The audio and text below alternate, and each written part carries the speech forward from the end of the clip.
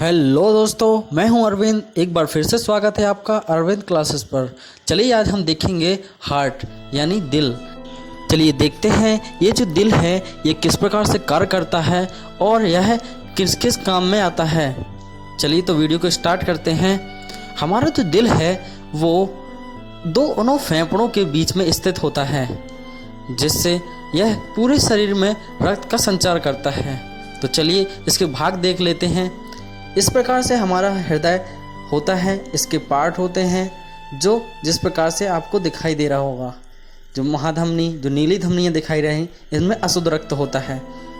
हमारा जो हृदय है वो एक मुट्ठी के समान होता है, जो हमारे सीने में स्थित होता है, यानी फेफड़ों के बीच में स्थित होता है, जिसका काम है सभी जगह रक्त का संचार करना। यह पंप की तरह कार्य करता है। ये जो हमारा हृदय है वो धमनियों में रक्त के साथ पोषक तत्व भी ले जाता है और वापस कार्बन डाइऑक्साइड को साथ में लेकर आता है। हमारा ये जो हृदय है वो धक धक करता है, यानी इसी कारण हमारे शरीर में रक्त का संचार होता है। तो चलिए हम इसके पार्ट देख लेते हैं। यह 4 भागों में डिवाइड होता है, 2 ऊपर की तरह और 2 नीचे। यानी जो ऊपर के भाग हैं इन्हें एंट्रियम या आलिंद, और जो नीचे के हैं उन्हें वेंट्रिकल या निलय कहते हैं। अब देखते हैं जो ऊपर का वाया एंट्रियम है उसे वाया आलिंद और दाया एंट्रियम है उसे दाया आलिंद, और जो नीचे का पार्ट है उसे हम बाया वेंट्रिकल को वाया आलिंद निलय और नीचे के वेंट्रिकल को दाया निलय कहते हैं। हृदय में रक्त लाने और ले जाने के लिए हमारे शरीर में छोटी छोटी नलियाँ, ट्यूब यानी रक्त वाहिनियाँ होती हैं। हमारे शरीर में छोटी छोटी रक्त वाहिनियों का एक जालनुमा बना होता है, जिनसे पूरे शरीर में रक्त का संचार होता है। क्या आप अंदाज़ा लगा सकते हैं कि अगर इन नलियों को जोड़ दिया जाए तो यह 1,00,000 किलोमीटर तक की दूरी की हो सकती हैं, जो मुंबई से दिल्ली तक लगभग 50 बार हम आ जा सकते हैं। ये जो हमारे शरीर में नीली नलिकाएं दिखाई दे रही हैं, इनमें अशुद्ध रक्त है, यानी इनमें ऑक्सीजन की मात्रा कम है।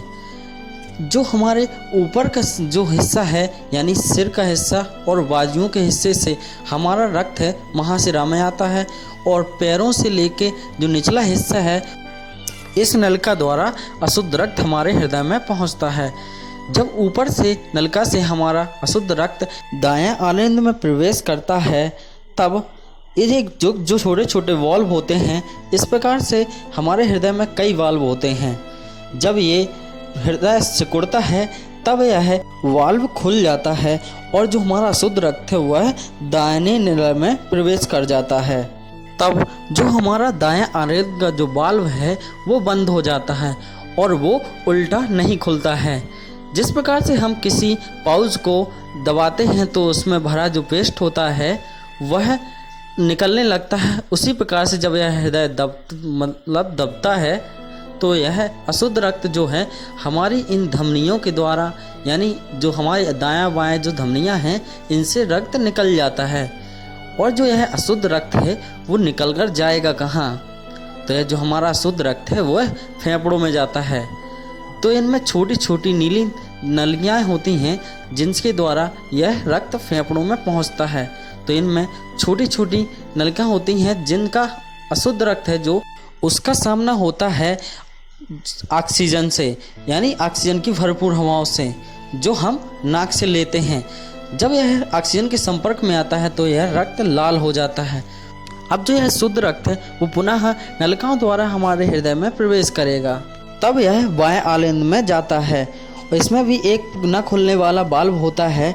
तब जब यह फैलता है तब यह बाएं निलय में प्रवेश कर जाता है, और जब यह हृदय सिकुड़ता है तो यह सिराओं द्वारा हमारे पूरे शरीर में रक्त का ऊपर से लेकर नीचे तक संचार करता है।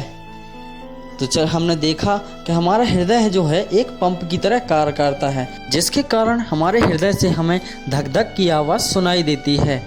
और यह जो प्रक्रिया है वो लगातार चलती रहती है और हमारे शरीर में रक्त का संचार होता रहता है। शुद्ध रक्त जाता है और शुद्ध रक्त वापस आता है, और यह हृदय से फेफड़ों में जाता है, शुद्ध होता है, ऑक्सीजन लेकर हमारे हृदय में फिर वापस जाता है और पूरे शरीर में फिर से अपना संचरण करता है और पुनः कार्बन डाइऑक्साइड लेकर फिर से पुनः वापस आता है और फिर से शुद्ध होता है।